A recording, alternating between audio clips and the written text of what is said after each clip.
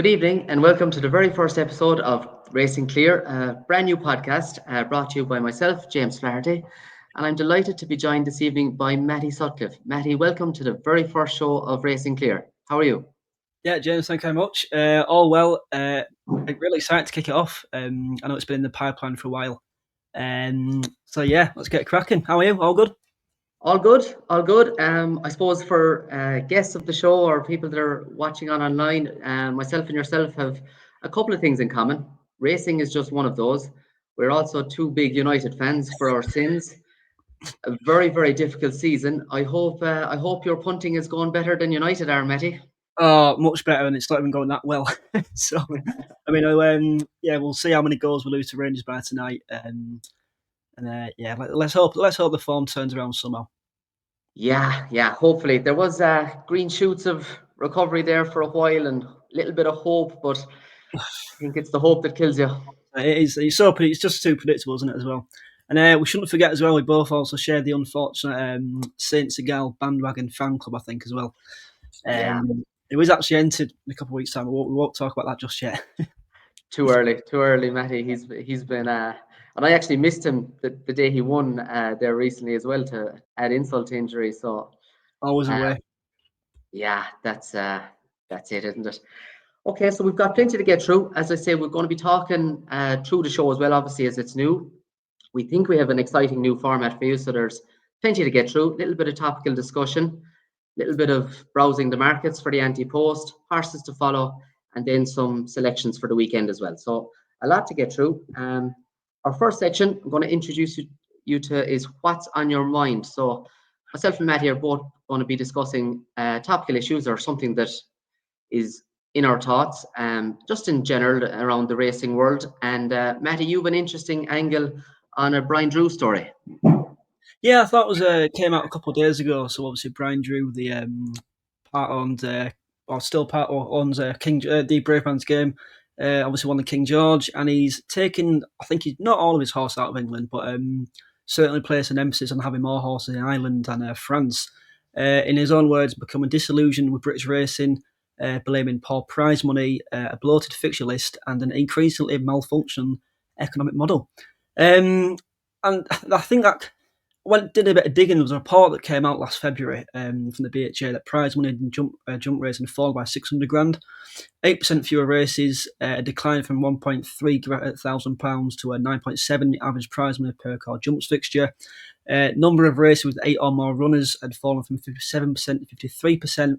So the report essentially says that despite having lesser races, which would therefore attract bigger field sizes, and a larger distribution and pool of prize money, not only has the prize money decreased, but so has competitiveness. So Brian Drew has got some claims that there is evidence to kind of back up Drew's claim, and but I just kind of you look at the fact that he spent £200,000 on a final demand, and you think, well, how on earth are you going to win all that money back? British racing has never been about making money for these big owners. It's all about prestige, isn't it? The dream that one day that horse is going to cost you £10,000, £100,000, or God knows what they cost these days. The dream that one day that could be a Grand National winner, a Gold Cup winner, a Cheltenham Festival winner. And I think you're falling to believe that you're going to make money out of the sport owning horses, like spending so much money on these types of horses. And so I just wonder whether there's a bit more of a deep-rooted cause there, whether he's not happy with some of the sourcing of the horses. And you look at some of the horses bought, Almadam, 130 grand, only won 79 back. Drumlin Water, 65, got 33 back. Encore Champs, 110, got 26 back. So you just wonder whether it's the issue of the sourcing of the horses that's becoming apparent towards him, and hence moving out into Ireland and France.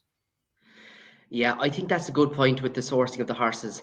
I'm not entirely convinced that it's these top owners are really in it for the money. I think if they get close to their money back, I think they're happy enough. But Yeah. I just wonder where the top British trainers, like their sourcing their horses, is a little bit behind the Irish, particularly William Mullins, I suppose. You just look, he's not spending small money either. Like he is spending big amounts of money, but they're getting the return. They're getting Cheltenham winners. I think Johnny Deneen recently in a different podcast mentioned Paul Nicholls and who's buying his horses. Yeah. I think it's a valid point because like the English trainers are spending big amounts of money as well, and they just don't seem to be getting the return. No, and it's almost become fashionable at the moment to kind of have a pop at the likes of Nichols and Tom Malone. But you've still got to forget, they've had some incredible horses over the years. But it does seem at the moment the likes of Jeremiah McGrath, who does a lot of sourcing for the Donnellys, they're the ones getting it right at the moment. And for whatever reason, the horses in England at the moment we don't have enough good ones. And whether it is down to the lack of population or the source in general, not too sure.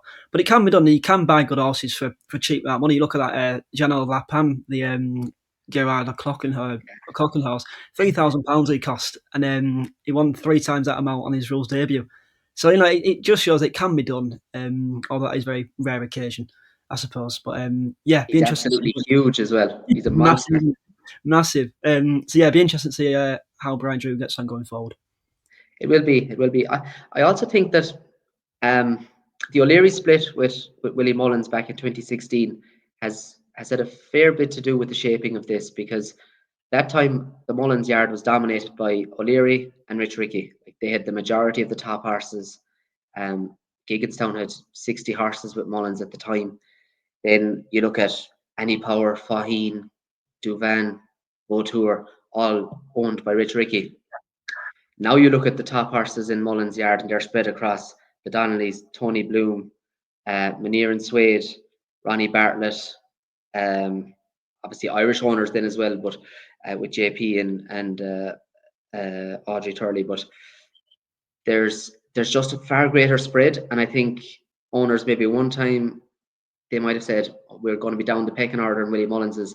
I think now there's a lot of owners that have their legs in there, and it's, I suppose, if you have the money, if you have limitless amount of money, where do you want to have your horses trained? Yeah, It exactly. probably is with the guy that's banging in Cheltenham winners left, right, and centre. Yep, couldn't agree anymore. That's the way it's going, isn't it? Yeah, definitely. That's interesting debate, interesting topic. I wonder, there is a little bit of an English resurgence, which I was going to mention this week in What's on Our Mind, but we might leave that for a couple of weeks down the line when we see how it develops. Yeah, But you don't certainly, jinx it, do you? the graded races this year, they might be just swinging back a little bit. Obviously, being on the Irish side of the fence, I hope not. I hope we continue our dominance of the last few years. But no, there could be a bit of value in the English horses or the British horses this year. Yeah, well, I still think you'll have something to come out of the woodwork of the Mullins yard. Obviously, his gallop was also untrainable, wasn't it?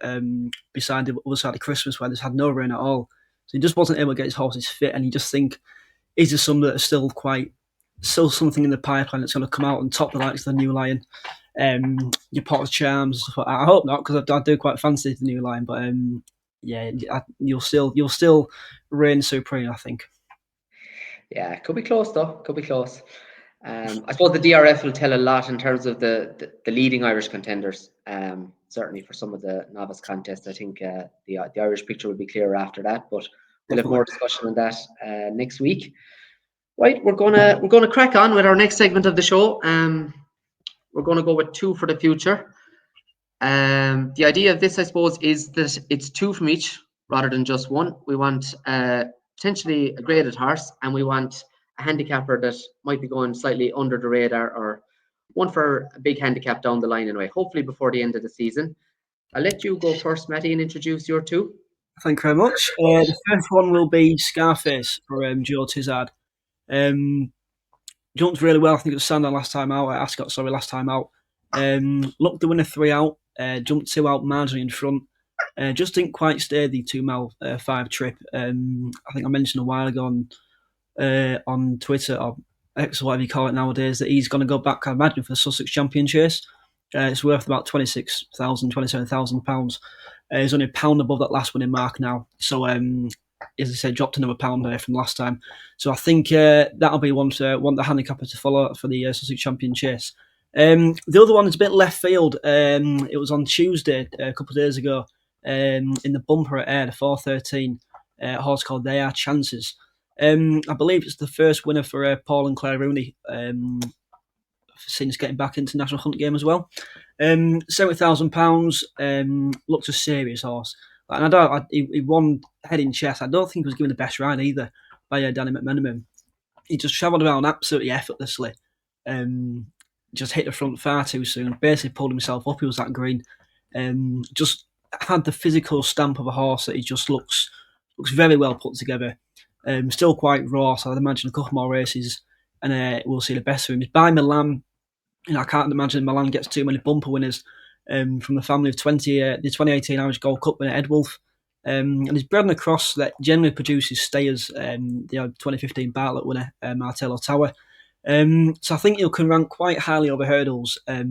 Whether he goes home this season or not, I think he probably will do as a 6-year-old.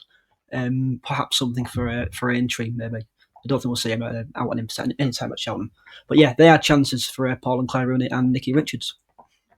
Yeah, I actually had to have a look at that because I hadn't seen it, and I was impressed too. I agree. I think he could be very smart. Like you say, when you factor in everything, you've got that point across excellently there. That there's probably a lot more to him than what we saw the last day. I think there's huge potential for improvement with him. Definitely. Interesting one there. My two, I think you like one of mine as well, Matty. I think I've seen you mention him before. My one for the graded races, he's ran a while ago now, is Cocktail Divin for Henry de Bromhead. Yeah. I loved this horse at Christmas. I was really, really taken with him. And I saw you put him up for the Albert Bartlett, and I thought, right, I've kind of got him right. He's not been entered, is he? They've not entered him. Entered. No. So, and I'm actually quite pleased with that because I didn't think he was slow now. I have a feeling that when hurdles are taken out, that it can turn into a bit of a slog from 2 out, would say, especially at Leopardstown, because it's a long way home there. And I feel like horses can look slower than they actually are, and that's been kind of borne out in maidens in previous years as well, when the last fight has been omitted. Even the champion hurdle horses can look slow in a finish there at Christmas time when that hurdle is taken out. I'm also kind of noting that Henry de Bromhead's novice hurdlers this season, they've taken a big leap forward from their first start.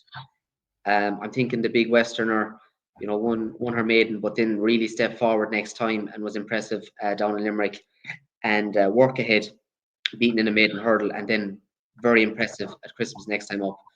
And I think Cocktail Divin is kind of in that category. He's one of Henry's probably better novices, certainly, and I'd expect him to take a big step forward. Now, he's entered the weekend in the maiden hurdle at Fairyhouse. Did you see the entries for that one? No, I can double check. Yeah, it's he's not there. He's not gone to DRF, is he? I think they've already said that. No, it's Fairyhouse, and he's in with Kawabunga and William Money. Now, that has the potential to be an absolutely cracking race the weekend. But I'll be kind of with him in a way until he's beaten going forward. I like him a lot. Would you give him a chance in the likes of a Supreme or a Turner's? It's too mild a novice. I was I had him in mind for the Turners. Personally, I thought that would be ideal for him, the 2.5. But Henry, I suppose, has options, and it'll be interesting to see what he does. He probably will want to be winning that maiden the weekend, but it's a hot one. But yeah, no, and it was interesting that Bob Ollinger as well, I think, was beaten in a maiden by Fernie Hollow.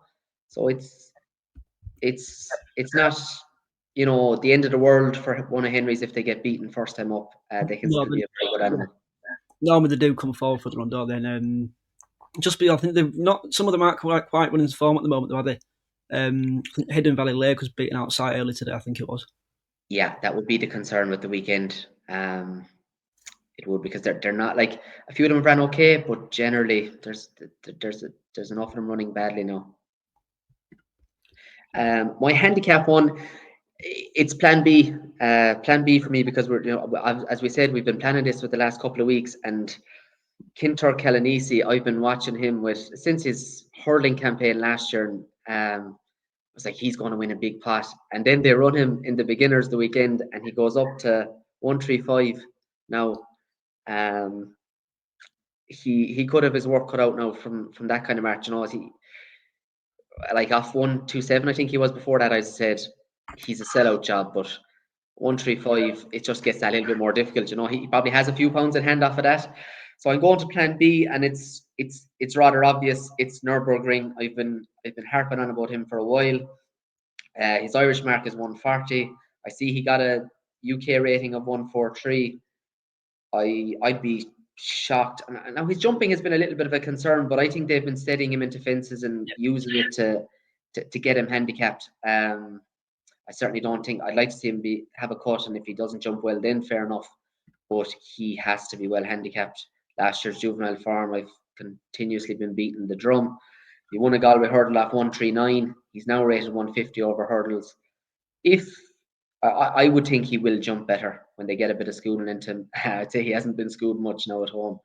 And I'm sticking with the obvious. We go on different paths. I'm a lot more obvious than you, Matty, most of the time. But Just yeah, do you think with Nürburgring they'll put the cheek pieces back on? I think wasn't he second to Cargeese in the cheek pieces? yeah, I think so. I think they'll be. They've kind of just got him handicapped. I think I wouldn't say he's done a lot of schooling. I'd say they'll probably add headgear in some shape or form, and he'll be ridden more prominently as well, like he was in the Galway hurdle, I think. Yeah, if those aids go back on for the new handicap at Cheltenham 2 mile 4, I think that's a good sign, isn't it? It's funny you mentioned Kintet Carnesi actually, because I was one of my 10 to follow this season. I put him up as a potential Pertemps horse, and sorry, I was entered over fence, and I thought, well, that's that gone then, isn't it? But I still do think there's a big pot in that one for a Thomas Gibney, definitely. I think so. Yeah. Now I'm starting to get a little bit of doubts about his character, and not the last beginners, but the one before that. I felt like he should have won. Yeah. And also, he bumped into 3 Card Bragg, and you can say the same for 3 Card Bragg. 2K, he's not exactly the most. He's not the gamest of horses, that one, is he? So, yeah, I get that completely, definitely. But I still think back over hurdles, try to get him in Pertemps, something like that. Yeah. He just. There's just a pot in him. There's a pot in him. Simple as that. Whether he wants further, maybe handicap the National Hunt Chase handicap, possibly. Possibly, and I would think that he'd get a trip as well. Yeah, I'd say so. He's out of the King's Theatre Mare, I think, isn't he? By Carnesa, so generally you'd expect him to stay further, I think. Yeah, I think he's that could be the issue at the end of his races, that he's just doesn't have that touch of toe, that you need. I think he might want a race where they're all kind of stopping and he keeps going. Very good. So that's our 2 for the future from each of us. So we're going to take a look at some anti-post markets. Now, this was kind of my topic of discussion. As I mentioned to you, I suppose one thing that has been on my mind recently, as the dog is chirping in there in the background. It is a live show, ladies and gentlemen. So what was on my mind, I suppose, this thing about anti-post is dead, and there's plenty of people saying, oh, it's dead, and Cheltenham, you can't be betting on Cheltenham weeks out. But I think the game has just changed. I wouldn't say it's dead. I think it's just different to what it was. But people have to remember that Cheltenham, the week of Cheltenham, is different now as well. Like the day of the field going 8-1 in the Supreme, we will never again see that. It just won't happen. There's probably too much analysis, too much going on in advance. And through the season, all the good performances are highlighted like they never were before. Like they weren't 10, 15 years ago. Preview shows, all these Cheltenham specials, there's just so much talk about it that nothing is missed anymore. So if a good horse clocks a good time, beats good rivals, nobody misses it. It's out there. So that results in prices shortening. Like last year's festival, I looked back at it. I knew there was a good few. There was 9 winners at 2-1 or shorter. 5 of those were odds on. Now, they were all much bigger at some point in the season. So my point is that it's still value, like it's relative value, but it's value relative to the price that they go off at. Like you're not getting 20-1 anti-post anymore on a horse that has any kind of form from the season before. Again, that's gone. But you might get 6 or 8-1 about a horse that's gone off sub 2-1, which in any man's language represents value. it probably depends on the type of punter you are, but I know you like anti-post, Matty. Would you be thinking along similar lines? Yeah, we discussed this earlier. I think it all just depends on what you're looking from your anti-post. I mean, if you're wanting to back a Gallop, say before Galloping the Champs running the John Durkin, I think he was what 3-1 for a Gold Cup, maybe 2-1. I think it was. Fact, I was quite close in there. Now he's going to odds on. And it's like, to what extent are you willing to take that 3-1 so far out and it go off a lot shorter? It all depends on your definition of value. How much you kind of want to take from the game and make from the game. Yeah, for me, it's a funny old game on it, post, isn't it? Because if you start too far, if you start too far out, you've more risk of not only have got more risk. Well, the price is obviously a lot better, but you've got more risk of it worse. And I think my worst one at the moment, I think, was Brave Man's Game for the Ryanair. It's like you kind of you judging it before you've seen the true reflection of what the horse is, and so all of a sudden Paul Nicholls is saying he's going to go for a Neckburn National. So it's like it's a tricky game. It's definitely changed a lot within the recent years. Social media, all the things you've mentioned before. But you see, it's still something you like to get stuck into. It's hopefully we'll try and unearth a couple today as well. Yeah, I do like it, and I like it with Cheltenham because it's got the longest running. So like you've more time for chopping and changing and identifying opportunities. You're not going to have a bet every week, but I wouldn't bet a lot on midweek racing personally myself. So quite often, if I want to have a bet during the week, I'll have a look at a Cheltenham market. That could be in as early as September, October. My own personal rule of thumb is that I want to bet something that stage of the season. I want to get 3 times the price basically, and then as we get to kind of Christmas onwards, I want to get 2 times the price on the day. That's just my own general rule, and I want to see it going off short. And you'll get some wrong, you'll get a lot wrong, and you might get the odd one right.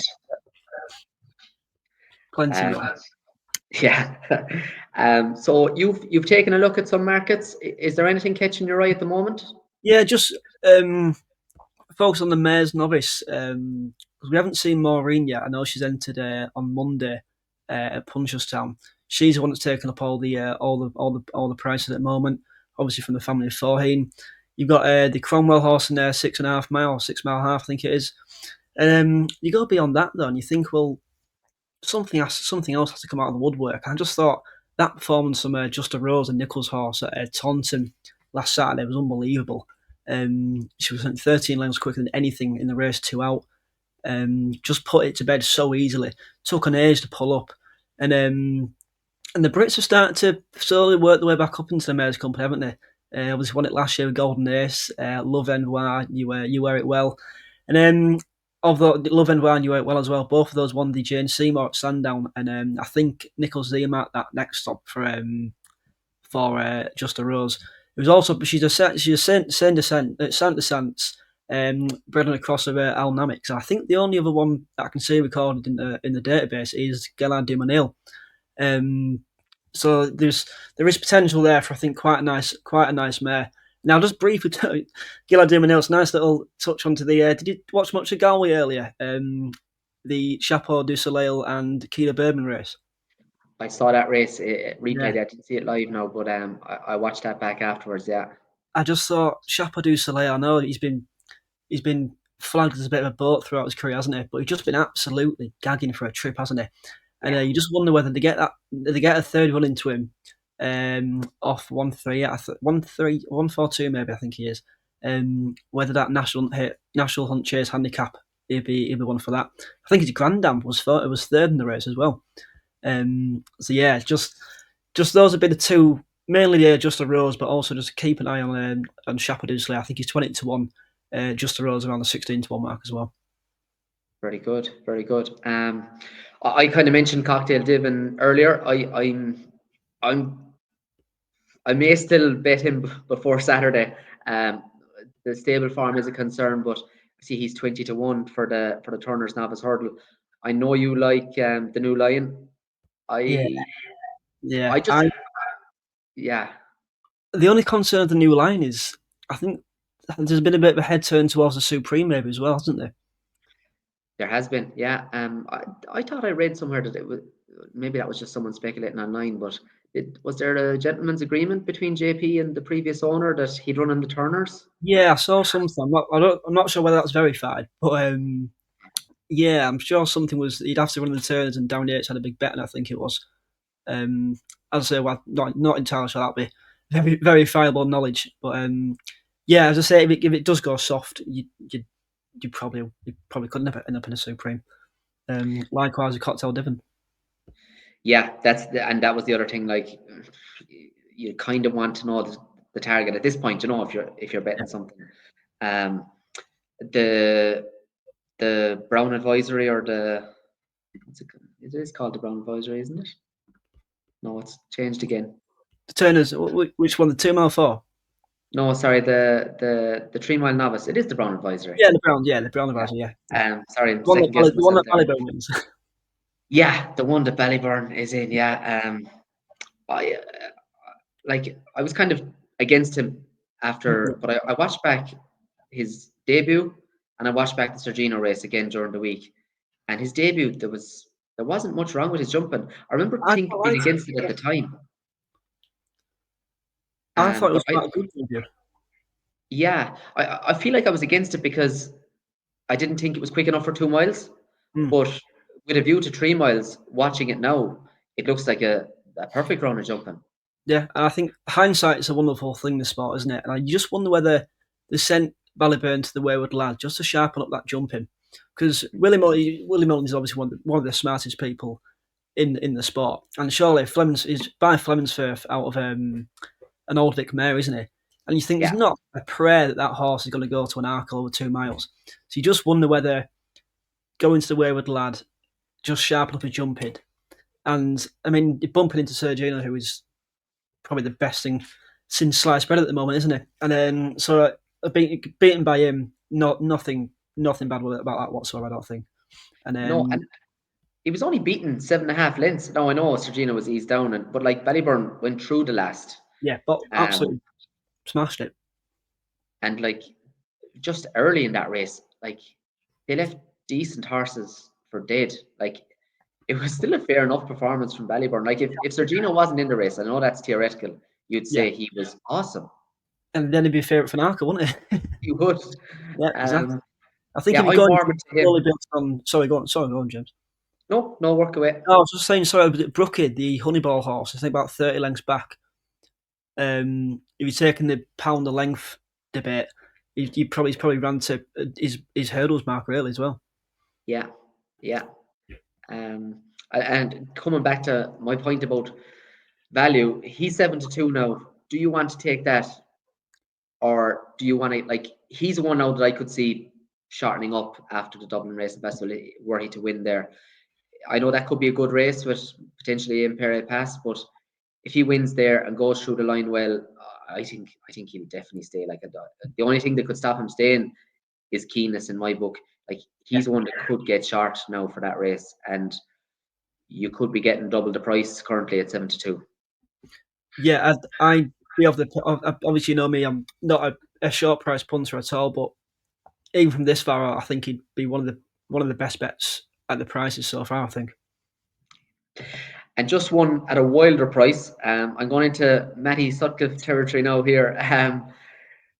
The Betfair hurdle, I had a quick look at it, and there's just this isn't going to be a play now, but it's just one I'm going to keep an eye on because I think he wants good ground. Is Our Champ. He's been on my radar since I actually thought of the Betfair hurdle for him after he was third on his second last run at Newbury. I thought he ran well that day. The race won by Navajo Indy, the Jury Field, and I thought that was strong form. He's been on kind of softer ground the last couple of times.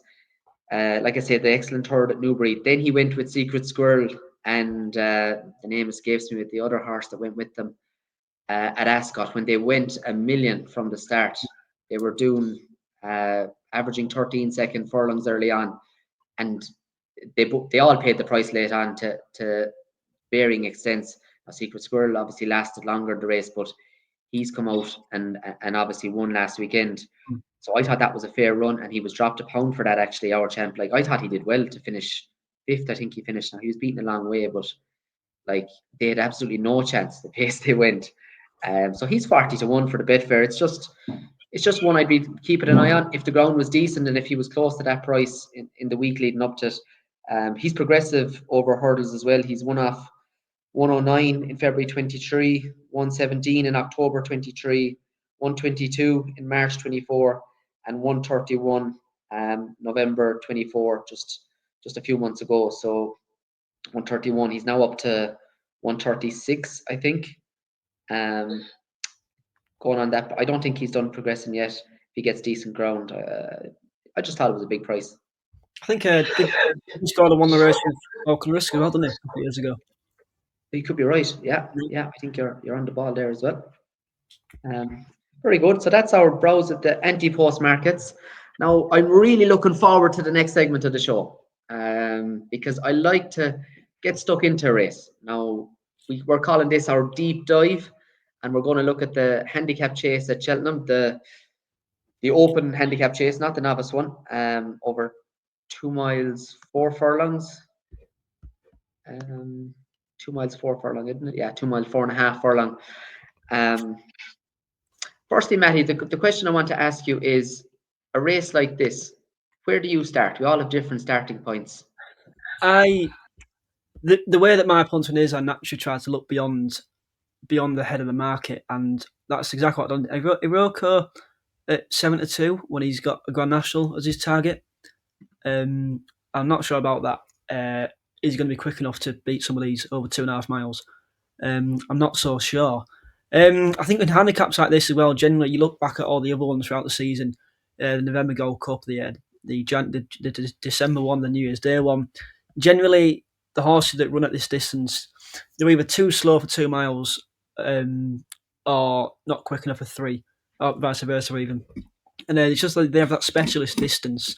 And the ones that kind of fare well from the races before, like your Rodottos and Ginny's Destinies, who was effectively raced exclusively at 2 miles 4, they're the ones that you kind of start alongside. But I couldn't be having Iroko as favourite, could you? No, I and we were both thinking along the same lines. I know you sent me a message on that earlier. A horse with a national target before the weights come out, I think you're dicing with danger. Like, they could be,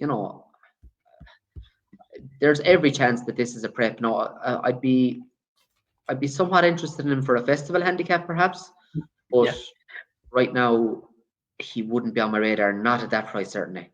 No, especially off 152. Because if he wins this, you say go up £5 or £6. You don't want to be ruining your national mark for the sake of this, would you? Really, I don't think.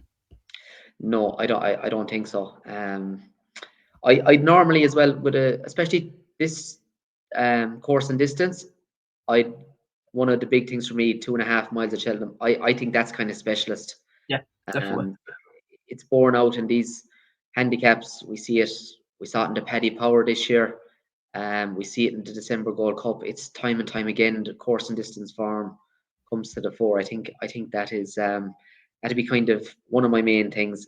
And then with this race in particular, I like those. I like to profile, I suppose, handicaps. Like I wouldn't be like, I like stats and I like the profile they give you, I suppose, more than being stuck with a certain stat that I have to find a horse that I like to just profile the horses. A little bit like kind of Criminal Minds, when they're profiling the criminal.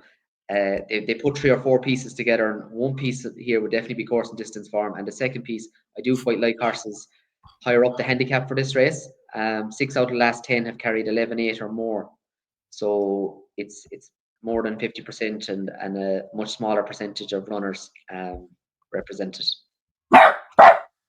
What's she going off it? Yeah, it's a fascinating contest, as I don't like the majority towards the top of the market. Mentioned the Iroko already. We've got Ginny's Destiny. We just got the fiance coming home from work at the moment. Ginny's Destiny. You've got the Nichols stable, the form, and the Nichols horses. Just open the question. I know that he won off top weight. Won off the Open Novice Chase off top weight last season on this kind of course. I just can't quite work him out.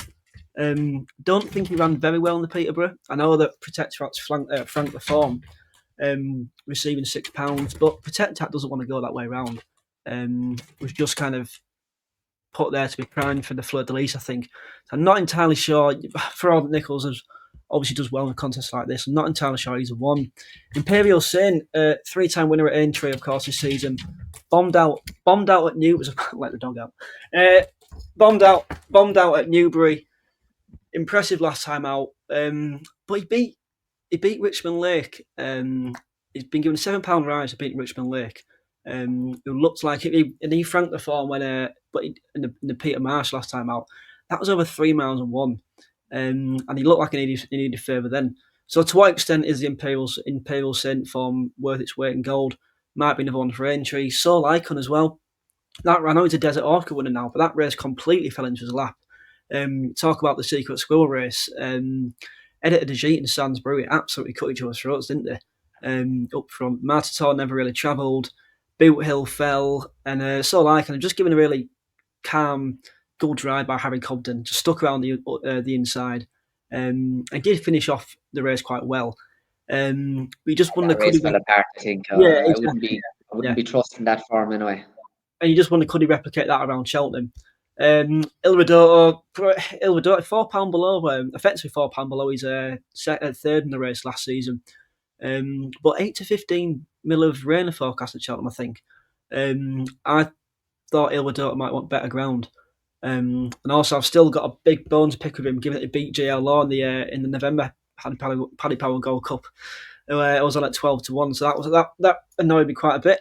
The one that I'm going to throw a swing at is Happy Go Lucky. I know he's been off the track for 683 days, but the handicap has dropped in £9. Like, dropped in £9 for a mark of 142. His lowest he's been in handicap chases. And then you look at some of his form, he's won from a 328-day layoff, 230 days. He was beaten 4 lengths in the rehearsal chase by a long press from a 595-day layoff. There was a huge eye catcher in that race as well. So, I mean, I know he's an old boy now and he's kicking on, but he switched over to Mel Rowley. Mel Rowley is excellent with these types.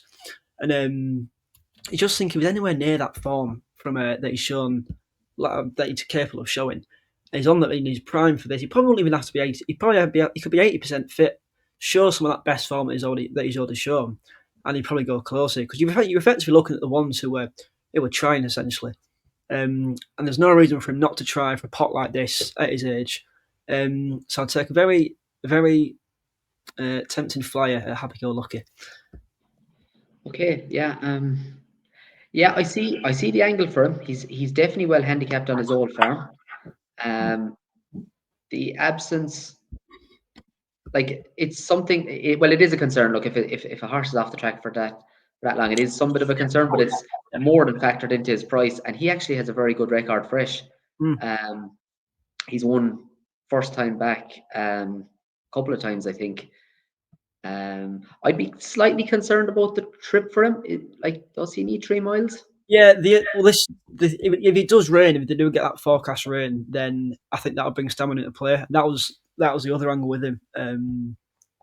So I'll be doing the rain dance on Friday night. But yeah, I think, ideally probably wants to be 3 miles, but if it does rain, it could turn into a test.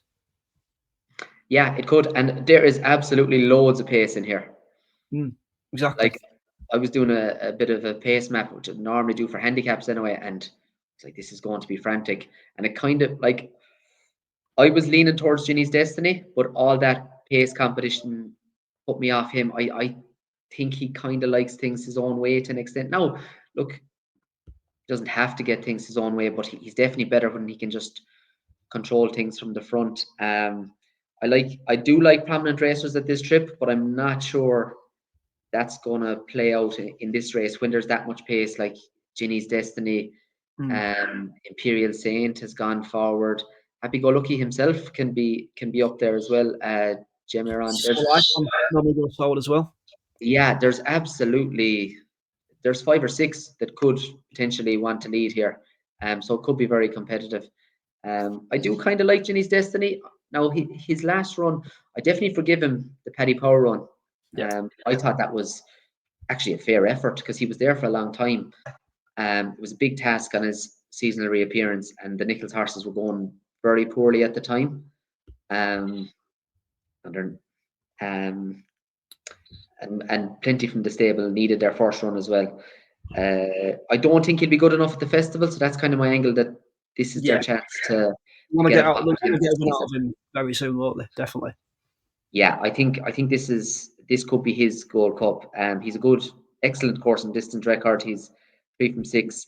He won a novice handicap off 147 last season on this day last season, I think it was, and he was obviously second in the turners, and they pulled a mile clear that day. I know, look, it hasn't really worked out, but Great Awning ran a great race in the Betfair. So 152 I think is very fair for him. If he's the Peterborough run, I agree with you. It probably looks better than it was in terms of like the form appears to be frank now, but that wasn't really a protectorate. It certainly wasn't a protectorate that won the Fleur de Lis anyway. No, I couldn't believe that. I mean, I just on that protectorate, I think that was the 4th highest RPR recorded by any chaser this season. I think it was, which is insane. I think you still get a decent price for the Ryanair Baron as well. Yeah, I was actually surprised now. Like, we talk about horses being caught, and I think there was 10-1 available after the race. There is the possibility of something coming into the Ryanair, I suppose, like a Factofoil. Yeah, exactly. Yeah, maybe that's holding up the price, but yeah, very good. So it is happy go lucky for you, is it? Yeah, I played him each way, just in the hope that some of these don't give the run in. The pace is breakneck, bit of soft ground, and I think you can get 40-1 now. I do think he could win, but I mean, for each way, I think it's a very good each way bet. It'll be tuned up to the max, I think. Yeah, I see the angle, definitely. Tentative Ginny's Destiny for me. Yeah, good race, and if Happy Go Lucky runs well, he'll certainly be going into my my shortlist for something like an Ultima. If Happy Go Lucky wins this race, we'll never do another podcast again. That's it. We'll go on the high. That's it, yeah. One time only. You'll be signed up for someone else. Perfect. So we've done our deep dive into the handicap chase at Cheltenham. Our next segment of the show, I'm also looking forward to, because we're going to combine our thoughts. Now, this could be difficult because Matty is a value punter. We play at different sides of the market. Let's just say I'm kind of the middle. I tend to stay away from the top if I can, or the favourites, but I would be kind of 3-1 to 8-10-1 kind of. That'd be the majority of my bets. Matty is much bigger prices and fanciful ones. So we're going to try and come up with 3 selections that we have agreed on. So we're saying yay or nay to each other's selections.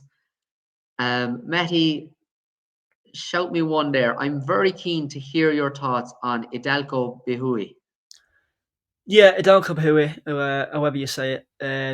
I just think he's been dying out for this 3-mile trip. There's a point. His jumping's not excellent, and I'm quite surprised I've not put cheap pieces or something like that on him just yet. But he's a point-to-point winner for all the race fell apart 2 out, and he'd just been crying out for a trip for so long. He fell on Chase debut. He was a third in the shallow. Fell on Chase debut. Went a bit backwards. Won at Cheltenham next time out. Stayed on quite strongly. And then he kind of lost his way a bit. He went to Kempton. I just don't think Kempton's a jumping track. And I just think he had enough frailties about him, probably not to go there. Then they tried him at Cheltenham. And then if you watch that Cheltenham race back from last April, I think he had 1 horse behind him, 2 out, and he stayed on very strongly. I think he was the only one to clock sub 13-second furlong, apart from the winner Excelsior Deo. Just again, really looked like he needed the trip. And I was surprised when he came back out this season, and I suppose they had him tuned up for the Grand Sefton. They've been sculling him over the national fencing at home, and when I was 72 favourite, like they must have proper thought he was ready for it. And I watched it back earlier, and he travelled and he jumped very well, a lot better than what he has done. And then 3 out, he just made an absolute mess of it. And Sam Twiston-Davies lost the irons, and he must have spent about 30 seconds trying to get his feet back in the irons. And his momentum just went, and the horse you could see him just start going backwards. So whether it was a case of, I don't think it was necessarily a case of he wasn't good enough to win that race. I just think that mistake 3 out completely lost it. Then he goes. Then a good effort at Haydock last time out as well. He was down in class, off top weight, race wide, but again stayed on strongly. It's like I just feel like they've been. He cost quite a bit. I think 155 grand he cost, and I just feel like they've been gearing up towards something like this. I know the same connections had under supervision. The Grimthorpe winner, he debuted in this race last season. Well, made a return in this race last season before going on to finish second in the Grimthorpe. And I just wonder whether the Talmore double of the Great Yorkshire Chase and the Grimthorpe's been on the cards for this horse. The one saving grace we have is that I think there's potential for there to be low sun at Doncaster. Which there can be. And I'm just thinking, well, if this horse has a couple of fences removed, that might actually help him. These 3 miles has to be the making of him. And I also think they've got him wrong in the sense that they've been campaigning fresh, like they think he's a better horse fresh. Well, his best effort, his only win came after 26 days of falling on Chase debut. And I just think now he's had that run behind him. I just think he'll strip fitter, and if he can jump around, travel a bit better, I think we'll start to see that potential. I think off a mark of 128, I think it is. He must be chucked in at some point. Okay, yeah, you've made a compelling case. You've nearly. I thought I was definitely going to go against that now. Jumping was my big concern in a big field. I'm going to sit in defence for now. I'm not saying yay or nay yet. I haven't really decided. My first one, the horse I'd probably be most keen on the weekend, is Resplendent Grey. He won impressively on Chase debut off a mark of 132. Runner-up Frank's the form next time. He then followed that up with a good second here in November. That race has worked out really well. Like, he split Highland, who was second in the Grade 1 Feltham since, and Springwell Bay, who was won a handicap of 145. And he was getting a few pounds, but I think 143 is very fair. I was keen to take on Jaguar in this, to be honest. That was my initial viewpoint of it. I thought he was plenty short enough now at 2-1. Resplendent Grey 7-2, I think, at the time of recording. I think that's fair. I'd be keen on him. The other grey, actually, Masaccio, is the other one that I love. I think this could be between the two greys. But I'd be favouring Resplendent Grey at the prices, and I think he'll be hard to beat. I'd be a year with that. I'd agree. I think you've got it right with the Masaccio as well. That I'd just write that run off last time out against Jukebox Man. Bear in mind, he was second to him, wasn't he, the time before as well? Dropping back into a handicap, I think Masaccio would have a good chance as well. But yeah, I'd agree with the Resplendent Grey selection, and a definite take on that Jaguar too. Yeah, I think so. What was up next for you, Matty? Next one was we've got Calico, Doncaster. So sticking with Talmore. Harry Skelton back on board. David Powers Jockey's Cup. I just think the trick with these kind of 2 mile Skelton horses is when the handbrake's off, isn't it? And now the cheek piece will go back on. They were missing against Matata when he's beaten 34 lengths last time out. He beat Matata with the cheek pieces on at Cheltenham. That one's now, I think he bolted up off 155, didn't he? I think he'll be running a champion chase Matata. Probably got to 160 for it. So Calico off 142. I think there's quite a bit of wiggle room in his mark. Was second in this race last season. Giving the runner up £20, the winner £20 as well. He had Nelson 6 lengths behind him there too. £14 better off than Nelson. I know that one's kind of taken the form to a better level this season. But £14 better off. I struggle to see why the price out reverse in the market. And form figures in January is a 2 wins, a second, a third in January. Evidently comes good around this time of year. Has won over course and distance. And as I say, for the Skelton Yard and all that stuff for the trainer's title, blooming David Power Cup, you think he must be trying for this. And I think around 5-1, so quite a fair price. Yeah, I like that. I think, I'm not sure what this is. This segment is obviously very new to us, but I think you just know when you're going to go with one, and I like the case you've made there. If memory serves me right, I feel like I backed him in this race last year. Was he ridden very aggressively? He was ridden from the front, wasn't he? I know they've switched tactics on him this time around, this season. Kind of a bit more conservative, aren't they? Yeah, Went from the front. I can't. The horse that won the race hasn't ran since. I think it was something like £7 out of the weights and in receipt of £20. So it was actually quite a good effort, I thought. To be fair, I feel like he traded very short in running. He went for home a long way out, I think. yeah, and it's a long straight at Doncaster as well. It's a long straight, yeah. Long straight. Um, I'm not sure. He was a big kind of a little bit of a cliff horse of mine last season, but I do like flat tracks for him. I think Aintree, Doncaster, he runs well there. Even though he's won at Cheltenham, I wouldn't say it would be the ideal track for him. I think he is. I like the case. Yeah, that's a yay from me anyway, Matty. I'm on that, board. that race at Cheltenham as well. I remember trying to work through it, and you're just thinking, what on earth is actually going to be trying here? And it was just a case of it was the most tuned up on the day. I don't think you can, as you say, it's much better on a flat track. I wouldn't take that Cheltenham form massively into account for Matata has definitely franked it. But, Yeah. it was your other next one, I think.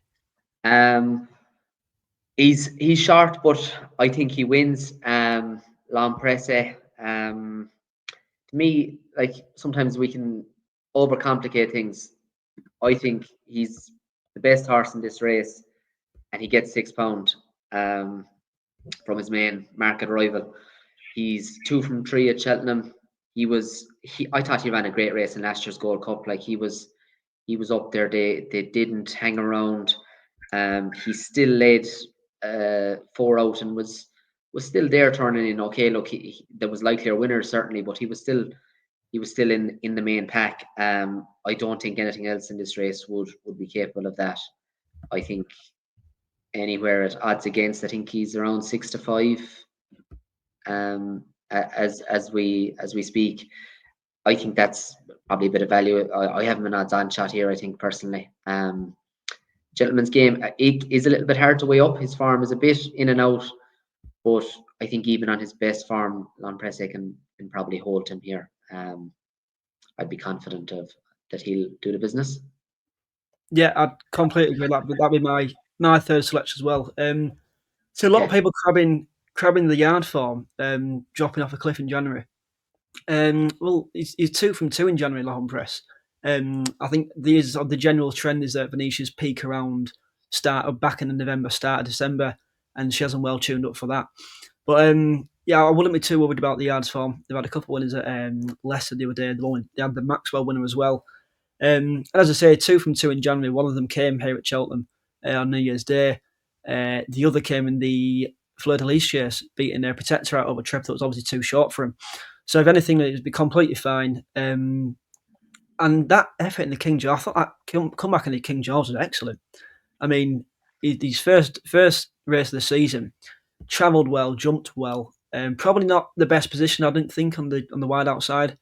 But he came down to 2 out, thinking we might have a chance here. But then Banbury just swept by him, and I think Tyler's took his toll. But I mean, I thought it was an excellent effort, and even as you say in the Gold Cup, don't think he quite stayed. But then you can argue that the season he had with injuries and the kind of slowly bringing him back, and the fact that they're not even tempting D right now, I think they've stuck him in the Gold Cup and nothing else. So I think they think he can probably put up a better performance in the Gold Cup. So, and didn't he pick up a little knock in the Gold Cup too? I think he did. I think he did, yeah, and I think that's why they're saying they want another go at it. Basically, now I kind of the extra 2 furlongs of the Gold Cup. I'm not sure. I thought they should have stuck him into Ryanair as an option anyway. Like if it was a soft ground Ryanair, he'd be in the mix there as well, and his form ties in with Protectorate, who's going to be involved in a Ryanair. You've also got to think where did Gentleman's Game finish in that Gold Cup? Yeah. So I'd have even as a price that I'm just getting stuck in at myself personally. I think it is actually quite a good price. I wouldn't have Gentleman's Game as close to him as 5-2 either. maybe the angle Chantry House without the favourite market. Maybe I know it's quite a rogue suggestion given Chantry House, but he posted quite a decent RPR last time out, winning that handicap. No, the form's not excellent, but I do think if they have him back, and I mean, even on that form, he can beat the likes of Stage Star, Delta Work, and Tommy Bowl will be trying. If Gentleman's Game has an off day, I just wonder whether Chandra House without the favourite market might be a bit of a better way to play the race. But as you said, keep things simple. The home press should surely win this.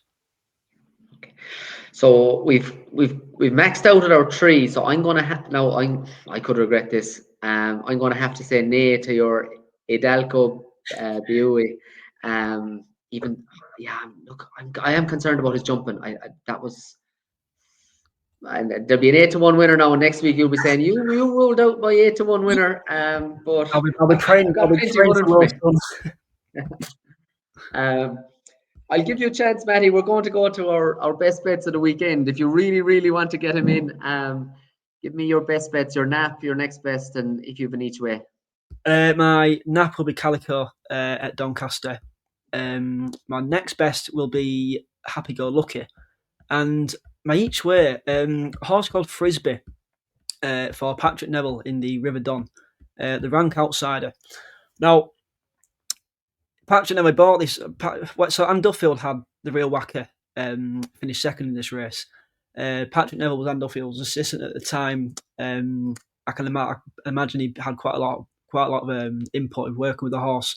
Obviously, then goes to Patrick Neville, and so it's interesting that they're putting Frisbee in here. Bought him from the same sale as the real whacker as well, a couple of years ago. And I just think that now he's stepping up 2 mile 3, stepping up to 3 miles, he can leave that bare form behind. Like, looks his bumper. He's a point-to-point winner from John Mayen, point-to-point winner on heavy ground, and his bumper he was sent off. He was second to Derry Hassan Paddy in his bumper over 2 miles. That one's rated 134 now. Won twice since. Looks quite a promising novice for Lucinda Russell. I know you can't necessarily equate bumper form to hurdles form, but it kind of does give him. It warrants his place in this race, I think, which is only really grade 2 in nature. It's never really been the strongest of contests, has it? As I say, stepping up to 3 miles now. Travelled really well at Catterick, over 2-3. Just got done for toe on the bend, and just kind of came home looking like he'd need the run too. By Flemonsforth, and his dam's well related. She's a half sister to Jevol for Willie Mullins, who won a Grade 1. And while chasing is obviously the aim is he's quite a big stamp of horse. I just think at 66 to 1 might be worth an each way for him. Brian Hughes on board as well. He's won the last 2 renewals of the race too. So Frisbee would be my each way selection. Very good, 66 to 1.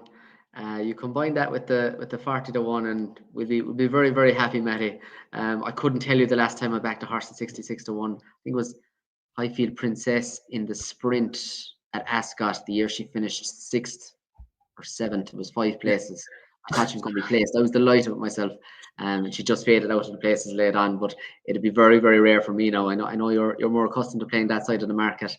I'm going to be keeping it fairly simple this week. My nap is Resplendent Grey. As I mentioned, I've made the case. I actually feel like Cheltenham on Saturday, I think a lot of the top of the market could dominate. Just looking at the card, I feel like there's not going to be too many big price winners. So Resplendent Grey is my nap. Sticking with the form from November here behind Highland and in front of Springwell Bay.